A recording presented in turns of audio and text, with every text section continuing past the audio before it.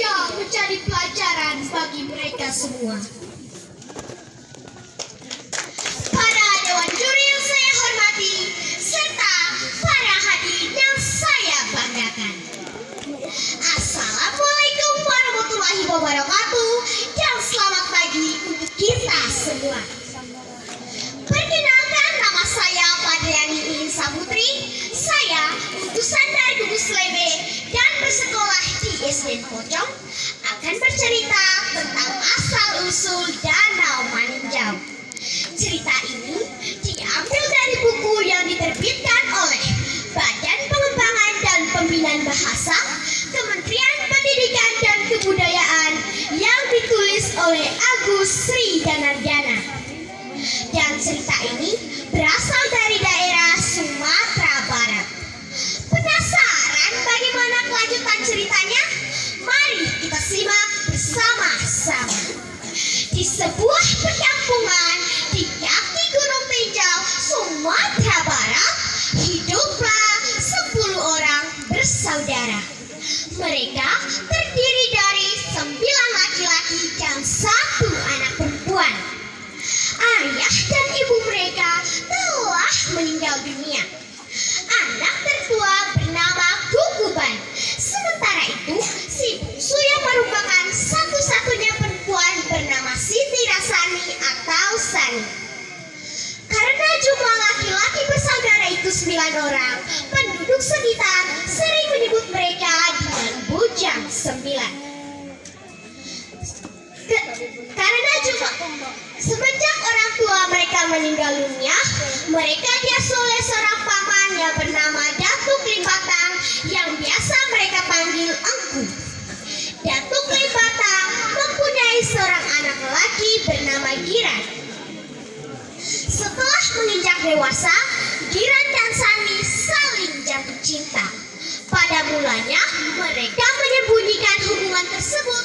Namun, untuk menghindari hal-hal yang tidak baik, mereka mengungkapkan hubungan ini pada keluarga masing-masing. Kedua keluarga itu menyambut dengan sukacita hubungan Sani dan Giran. Seperti biasanya, saat panen usai, penduduk di perkampungan itu melangsungkan upacara adat berupa silat. Semua bersemangat mengikuti upacara tersebut, termasuk Kukuban dan Giran. Kukuban dengan keahlian silatnya berhasil mengalahkan lawan-lawannya. Hal yang sama terjadi pada Giran. Akhirnya keduanya bertemu pada pertandingan penentuan. Ketika pertarungan berlangsung, keduanya mengeluarkan keahlian masing-masing. Kukuban sangat tajam melancarkan serangan-serangan terhadap Giran. Dengan keahliannya, Kukuban melancarkan tendangan ke arah Giran. Tetapi tendangan tersebut ditangkis dengan keras oleh Giran. Semua penonton tercengang ketika tiba-tiba Kukuban berteriak kesakitan.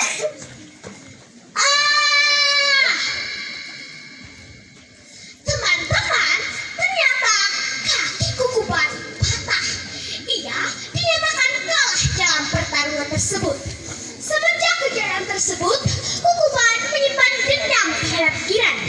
Ia tidak terima dikalahkan oleh Giran dan menyebabkan kakinya patah. Suatu hari, Datuk Limpatang dan keluarganya datang ke rumah Bujang 9 untuk membicarakan kelanjutan hubungan Sani dan Giran. Di luar dugaan, Kukuban menentang hubungan adiknya dan Giran. Terjadilah perselisihan antara Kukuban dan Datuk Limpatang. Sampai kapanpun, aku tidak akan merestui pernikahan Sani dan anakku. Giran sudah mempermalukanku di depan penduduk dan ia juga mematahkan kaki. Ujar Giran. Usaha Datuk Limpatang membujuk Kukuban agar memberikan persetujuannya tidak membuangkan hasil. Anakku Kukuban, mengapa engkau membenci Giran? Semua menyaksikan bahwa kaulah yang menyerang Giran. Ketika Giran terpojok, ia menangkis tendanganmu sehingga kaki. Giran tidak bersalah. anak itu. Tetapi begitulah kejadian yang sebenarnya. Namun semua sia-sia. Kuku Barat tetap menolak untuk memberikan restunya. Sani dan Kiran tidak bisa menikah. Betapa sedihnya hati Sani dan Kiran. Kiran lalu mengajak Sani untuk bertemu di suatu tempat membicarakan masalah ini.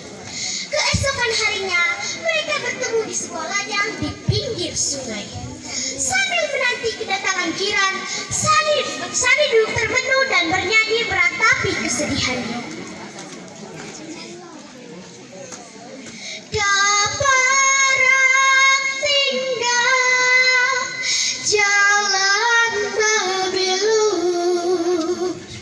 tapi berjalan rangkutu gadang, nampai hati dah elok, nak tinggal salah gamang. Nampai hati dah elok, dan tinggal rada senang. Marilah kita mencari paku, kaparak tinggal banyak batangnya. Oi udah upalaku, pulia sayang kurang sadonyo. Oi udah upalaku, pulia sayang kurang sadonyo.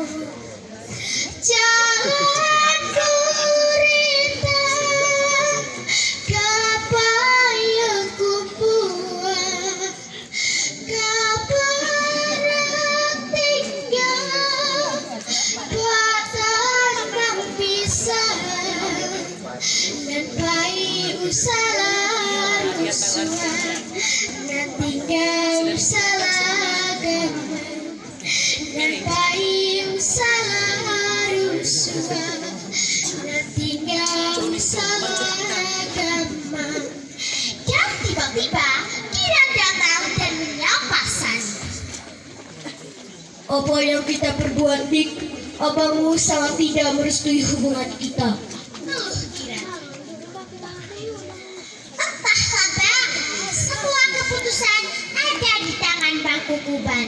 Dia benci sekali pada Abang. Isak Sani dengan perasaan kalut. Sani beranjak dari tempat duduknya. Tiba-tiba sarung yang dikenakannya tersangkut di sebuah ranting berduri dan melukai kakinya hingga berdarah. Kakiku sakit sekali. Sani merintih kesakitan. Adik, kamu terluka. Abang akan bantu mengobatinya. Lalu Kiran mengambil daun obat di sekitarnya dan mengoleskan ramuan yang telah dibuatnya ke bagian luka kekasihnya. Mereka berdua tidak menyadari bahwa mereka sedang diawasi. Ternyata Kukuban telah memanggil warga untuk mengawasi Sani dan melihat Kiran yang sedang mengobati luka di kaki Sani. Warga mempunyai perasaan buruk terhadap keduanya. Sani dan Kiran digiring banyak untuk diadili karena dianggap telah melakukan perbuatan yang memalukan dan melanggar etika adat. Sidang adat memutuskan bahwa mereka bersalah dan sebagai hukumannya keduanya harus dibuang ke kawah tinjau agar tidak membawa malapetaka bagi penduduk. Sani dan Kiran digiring menuju puncak gunung Rindang. Mata mereka ditutup dengan kain hitam. Sani dan Kiran masih tetap meyakinkan penduduk bahwa mereka tidak bersalah. Sesampai di puncak gunung tinjau, Kiran menengadahkan tangannya lalu berdoa kepada Tuhan yang Maha Kuasa. Ya Tuhan, jika kami tidak bersalah, letuskanlah gunung ini sehingga menjadi pelajaran bagi mereka semua.